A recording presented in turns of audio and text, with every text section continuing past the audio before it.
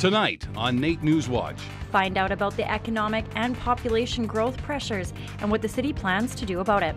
By 2041, the demographics would support 8 out of 10 Albertans living within the Edmonton to Calgary corridor. Polls are showing that people are being more cautious with their money this year. Find some way to make socially acceptable Christmas presents when you really don't have any additional spending money. And see how the Edmonton International Airport is helping nervous passengers. We had a stress buster. We had 14 teams come in throughout the day and de-stress. NewsWatch starts now. Good evening. Councillors discussed how important it is that Edmonton keeps up with the growing population before it becomes a bigger issue. Edmonton councillors from different sectors gather to discuss key priorities of the city. Our Lydia Ward joins us live from our news center with more on that story. There was a clear message that Mayor Don Iveson presented in regards to the priorities set out for the 2015 and 16 year. Provincial funding is needed to keep up with the growing economy and population. He says the city cannot afford to fall behind again. Melissa McLean is a NAIT student who moved to Edmonton last year from Cape Breton. Her reasons for moving here were simple. Unfortunately, the economy back home isn't so great. It's really hard to find work. It's just kind of like a dying thing home right now. And there's lots of jobs and opportunities out here. There are many reasons why people come to Edmonton. For some, it's because of the growing economy and the need for work. And for others, it's the education system. However, the city faces several challenges, including finding homes for students while dealing with the growing population, which threatens to expose the limited resources and space. It's close to 86% of Albertans live in urban areas now. As a short-term plan, Mayor Don Iveson and NAIT are focusing on the Student Housing Coalition, which will benefit students who come to Edmonton looking for more affordable housing and jobs. Student housing is an absolute priority, and to be able to work with Mayor Iveson and other post-secondaries in the city to be able to realize some of those priorities is obviously a positive move. The city is experiencing major population and economic growth, which will affect the budget for this year. More than half of the Alberta population lives in Edmonton and Calgary, and newcomers are greatly attracted to the city because of the low unemployment rates and the great education system. The City Building Summit gathered leaders from health, education, economic, and community sectors to discuss what is needed to keep up with the growing population of the 18 to 35-year-old demographic. Melissa thinks the proposed changes will help others in her situation. I know a lot of people from Nova Scotia that come out here, but a lot of them are out here for the trades and stuff. I think it would be pretty cool for them to have housing at NAIT for while they're in school, to be a pipe fitter or whatever. I mean, that would probably benefit them a lot.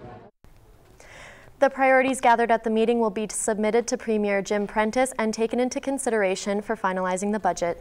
Lydia, we talked about some of the short-term goals, but what are some of the long-term goals that came out of the summit meeting? For the long-term goals, the mayor wants to direct the funding to education, which includes a full-day kindergarten class, as well as fund the healthcare center, which will improve data and research. When will Edmontonians begin to see the changes? Well, there is a work plan developed, however, there's no timeline as of yet. Councillors say that they will see where they're at when the budget is finalized. Thanks, Lydia. That's Lydia Ward reporting live from our news center tonight. Nearly $2.3 billion of federal funding will be given to Alberta to use for infrastructure.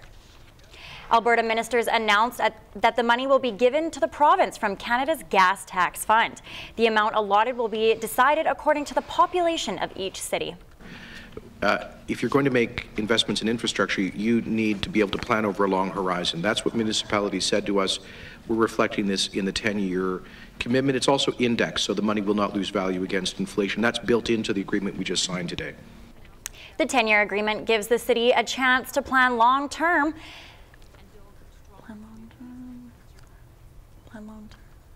and will be made at a local level to better determine each community's individual needs and priorities. The City of Edmonton has revealed that no photo radar tickets were issued for going 5 kilometers or less over the speed limit in the past 4 years. The exact number of tickets issued for driving under 10 kilometers over the limit and other information from the most recent photo radar report has been withheld because of concern that the data will be perceived as permission to speed. You don't want to talk about where these really start to kick in, because you don't want to give people the false impression that going 7 over or 9 over is fine. Over 50% of tickets were issued to those going 15 or more over the speed limit. The Edmonton Police Service is aiming to recruit 600 new officers over the next 5 years, and they want women to make up a part of that number. 1, 2, 3. To grow along with the city and to keep response time short, the Edmonton Police are recruiting, with 33% of females currently making up the force. EPS says they're always interested in having more. We do have numbers that we're hoping to reach, so we are out there actively recruiting. We encourage anyone out there that's interested to come by our office. We do have several females that work within our recruiting office that would be happy to sit down with anyone interested. Running with the Recruiters happens most Monday evenings at the Griesbach Training Center and gives hopeful recruits the chance to train alongside with those in the process or currently in the force. NAIT NewsWatch, the next generation of news. As the Christmas season approaches, so does the anticipation of January's massive credit card bill. However, the polls are showing this year that people may be more cautious with their money. Tim Evans has more on this story. An Ipsos Reid poll shows there will be a slight decline in Christmas spending this year for Alberta, but Aisha Usman of Santa and Me is still expecting a busy season.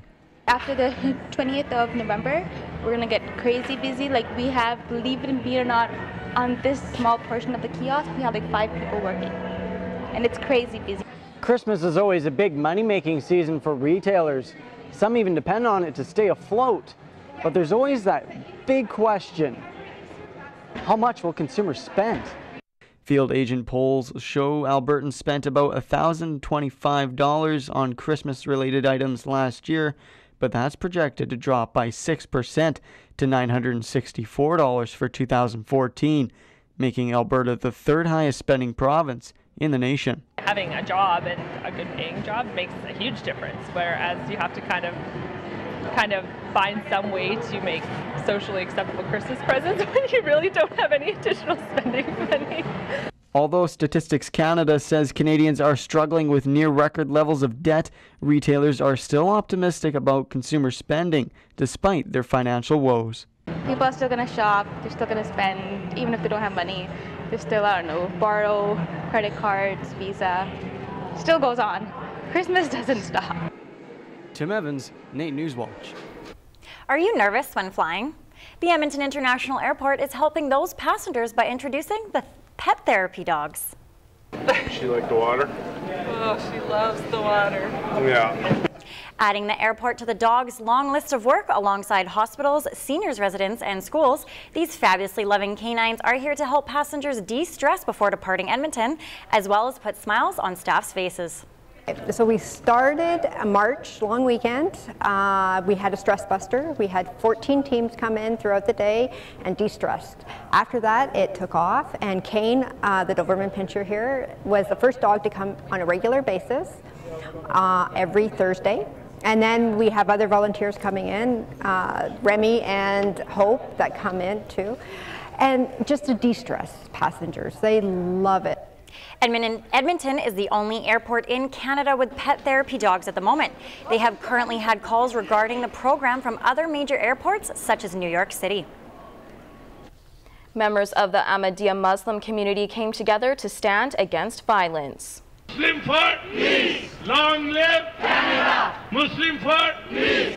In light of recent events in both Ontario and Quebec, the Edmonton Muslim community came together to show their pride for Canada, to support the Canadian Armed Forces, and to say that Islam means peace. We were really concerned that we are not doing enough to show to the Canadian General that Islam is not the cause for these kind of problems which are arising. MP Linda Duncan was also in attendance to show her support of the rally.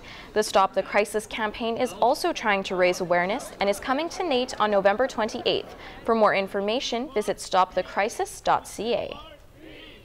The annual week to recognize the contributions, successes, and future of the Métis community in Alberta began on Monday. Oh, Canada. The Métis Nation of Alberta gathered at the flag-raising ceremony that symbolized the start of this week's events. Our culture is such a vibrant culture that we love to show it to the world. We love to show it to the people of Edmonton and just give them an opportunity to learn our culture. The week builds on the relationship Edmonton has made with the Métis community and ensures that they will continue to work closely together in the future. The National Métis Honor Guard raised the Métis flag outside of City Hall while the Métis National Anthem was sung. Visit albertamétis.com for more information on tomorrow's events. 5,000 pairs of Gentian knickers have been donated to the Edmonton Mustard Seed. Volunteers cheered as the Got Ginch truck rolled up on Monday morning. Underwear is at the top of the wish list for many shelters across the country, a donation that commonly gets overlooked. Part of the reason Rob Price says he helped start the Got Ginch campaign. Year 6 now, 225,000 pairs of underwear we've delivered from Vancouver all the way to Halifax.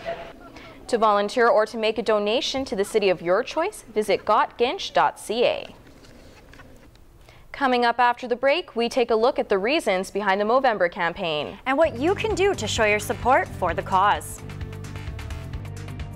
Blind Duck is gonna double the money for this cause. Hi there, I'm Aaron Bordato, and coming up after the break, I've got some Ooks basketball highlights, a little Eskimo preview, some table tennis, and I take in an Ooks hockey game.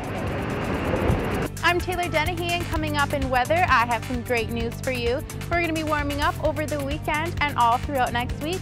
Stay tuned for more updates.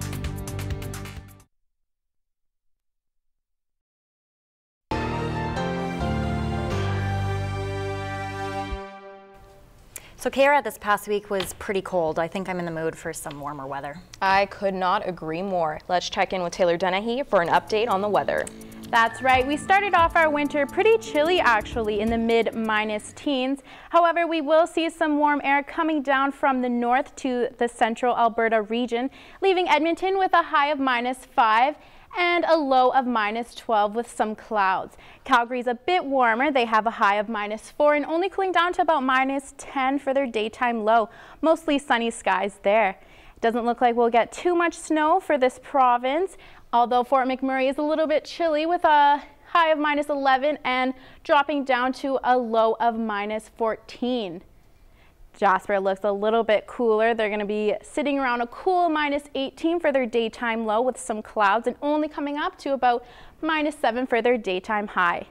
Edmonton averages for next week go from -1 to -9, not too bad, and we'll bring it back to the 1800s for our records. In 1895, we had a high of 18, and in 1896, there was a low of -33. I'm sure glad it's not -33 here now. That was been your look at NewsWatch Weather. NewsWatch Weather sponsored by NR92, the station for the students. Movember has been making quite the impact in the Edmonton area. Many NAIT students, along with local businesses, have been doing their part. Quentin Berger reports.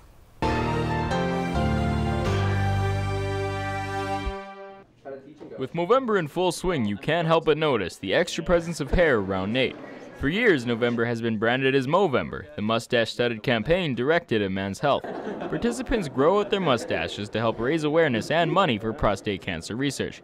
But how does one raise money by growing a mustache? No idea. I think there's like a website or something. I do have my own mole space. Okay, cool. Participants can log on to Movember.com and register themselves as fundraisers.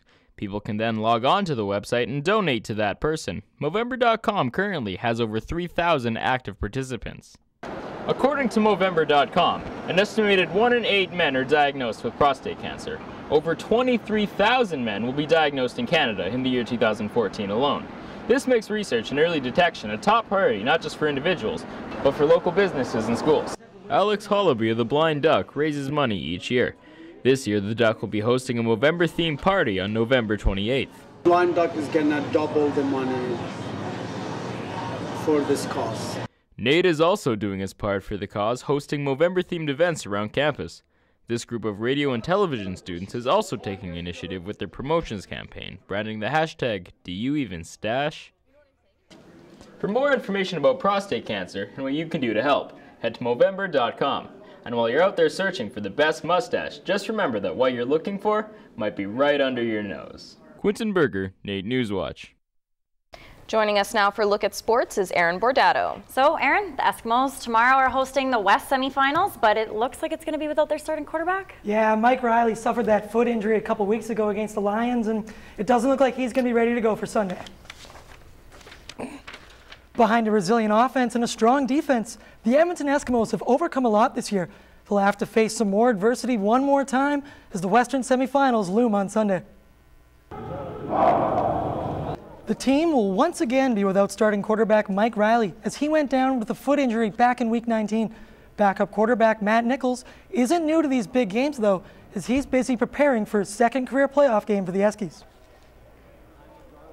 Luckily, I've gotten to play in one playoff game. It didn't end so well for me, but I do have a little bit of that experience, so I know what kind of game this is going to be. Kickoff goes 2 o'clock on Sunday as the winner awaits a tough matchup with the first-place Calgary Stampeders on the road next week. The NAIT men's basketball team has had a stellar season thus far.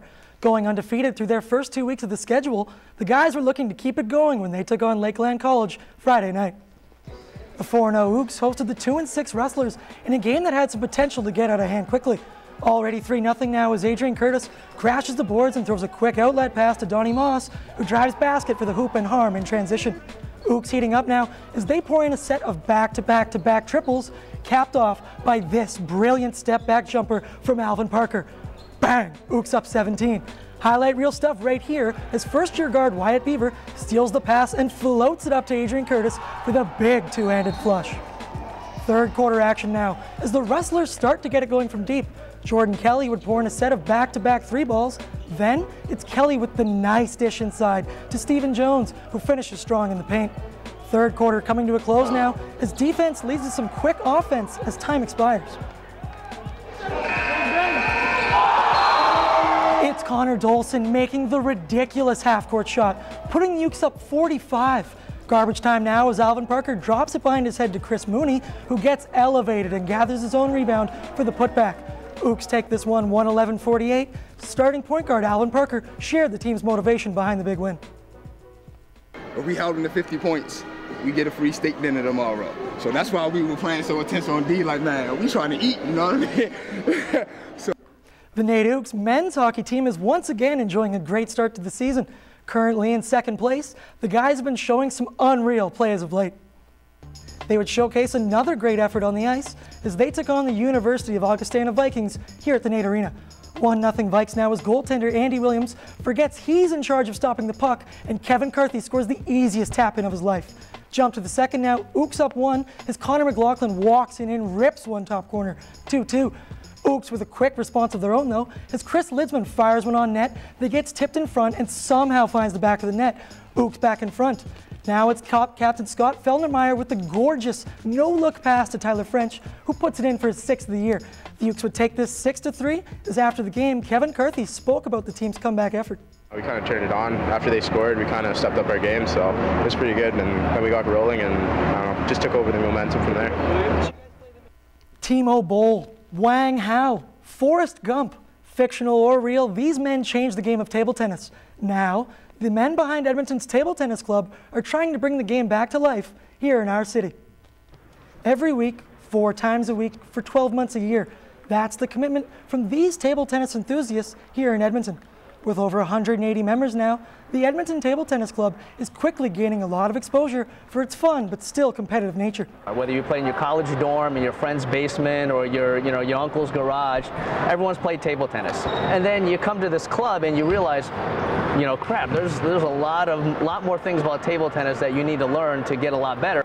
If you would like to get involved with the club, just visit edmontontabletennis.ca for scheduled tournaments and drop-in practices.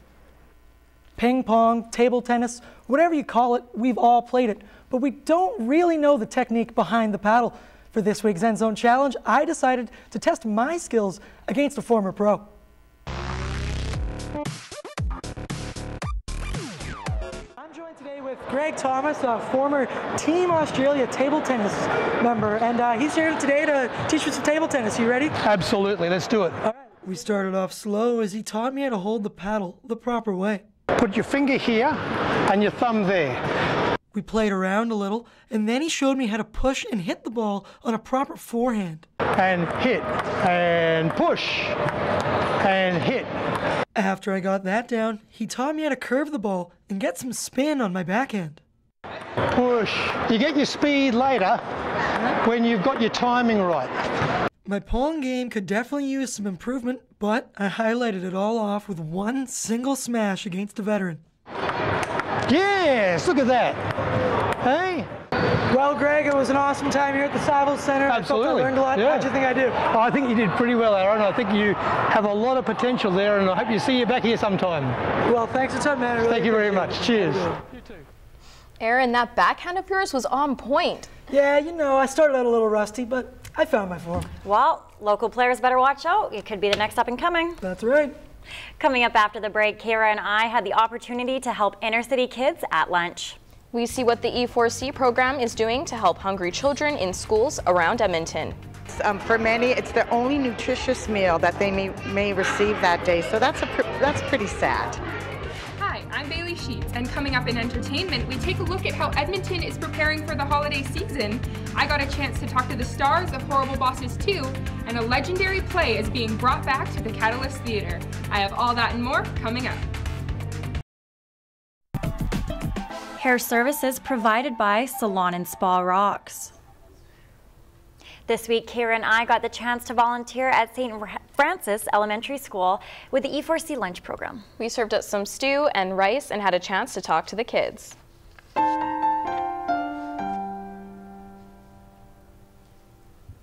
Did you want some peaches?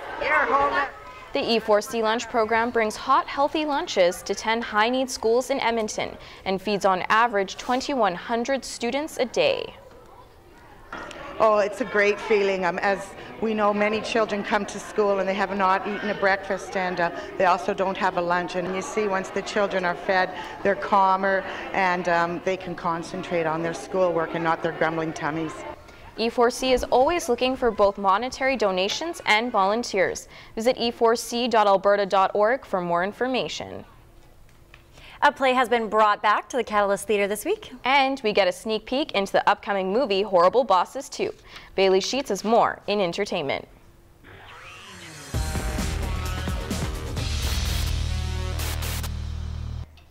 In 1996, playwright Joey Tremblay created a production that made Edmonton theatre history. Now, almost 20 years later, Joey and his original team are bringing Elephant Wake back to the Catalyst Theatre. Hello, guys.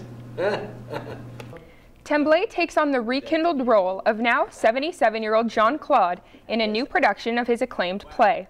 Set in the small francophone town of St. Vierge, Saskatchewan, where he is now the only resident, Elephant Wake animates the memories of Jean Claude, who comments on family, friends, and growing old. He's sort of like conjuring up the people that he sort of remembers, and he sort of does impersonations of them. So they're always like characters done through Jean-Claude. Though Tremblay is the only actor in the play, creative director Bretta Garricky says it is much more than a typical one-man show. It is one person, but he's creating about 40 people up there, and you leave and you feel like you've met an entire town. If you're looking for an experience, a theatrical experience that takes you on a beautiful journey that is really funny and really generous and full-hearted, this is a show for you. Elephant Wake opened up on Wednesday at the Catalyst and runs through to November 29th. You can get your tickets at ticksonthesquare.com. The holiday season is upon us in Edmonton, and that means the annual Christmas on the Square holiday light up. Crews from EPCOR have installed and decorated a 72-foot white spruce tree donated by Miller Western Products this past week. The official lighting ceremony for the tree is taking place right now in Churchill Square and will be followed by a spectacular fireworks show at 7. This week's viral video features an adorable dog embracing the winter weather. Do it here. Slide down. Good, slide down. It isn't just humans that enjoy sliding down hills in the snow. Rafi the Black Labrador shows us that dogs can join in on the fun as he suddenly discovers that he can slide down the hill using only his body, though he doesn't quite understand that he can only slide down and not up. Either way, it looks like Rafi is happy that winter is here. What the hell's he doing? Oh my God. He's hysterical. Horrible Bosses 2, the sequel to the massive 2011 box office comedy, hits theaters November 26th. You tried to kill your bosses. Now you want to perpetrate a kidnapping? See, you can't have this both ways. Y'all the craziest criminals I've ever met. You want to pull it off?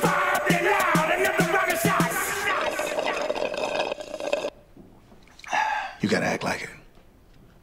Word. After being fed up with the horrible bosses in their lives, everybody's favorite underdogs, Dale, Kurt, and Nick, decide to start their own business.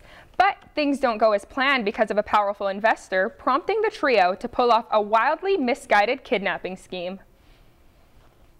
We need to find $500,000 to get us our company back. I got it! Boom! Marker drop.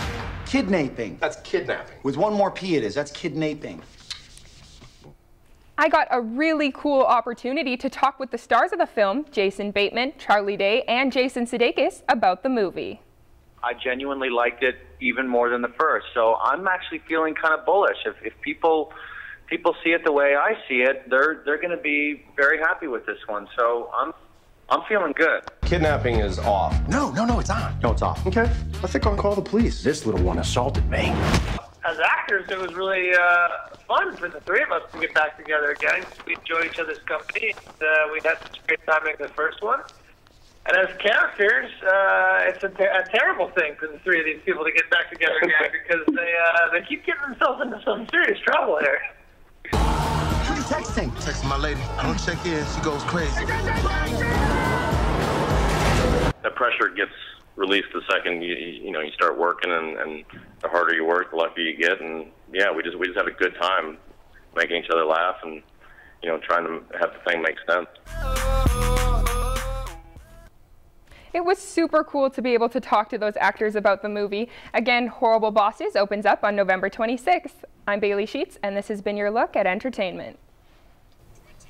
Well, Britt, do you think you're going to go take a look at that movie? I absolutely am. It looks hilarious, and I am a very big fan of those three actors. What about you? I didn't see the first one, but I'm thinking of actually going and seeing this. It looks really funny. What about the Christmas tree light up tomorrow? Do you have plans for the weekend? I actually want to go see that. I love Christmas. Perfect. Thanks for joining us. You can see more at NAIT NewsWatch.ca.